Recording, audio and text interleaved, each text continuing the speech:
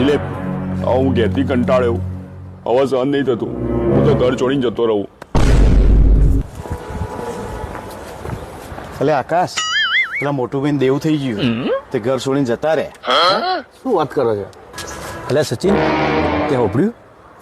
પેલા મોટું બેન દેવું થઈ ગયું, તે ગોમને છોડી લઈને નાઈ ગયા. વાત કરો એ પટલું એ કમાચા ઉભરે ના પેલો મોટું ભાઈ ખરા ને તે ગોમની સોની લઈને આવી ગયા. શું વાત કરે? તારે જેથી દાગીના રૂપિયા બધું ઉઠાઈ ગયા. હાય હાય. તારે એટલે હોબળું પેલો મોટું હોય ને ગોમની છોડીને લઈને આવી ગયો ને ઘેરથી દાગીના ને એ બધું લઈ ગયો અને લગ્ન એ કરી દીધો અને કાલે કદાચ 2 જુડવા છોકરો આવ્યો.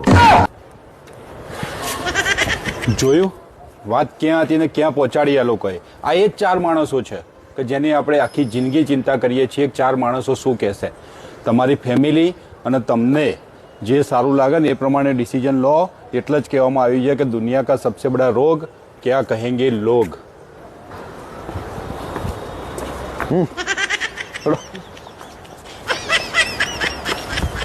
લોકોને ટૂંપો ખવડાવશો, ટૂંપો.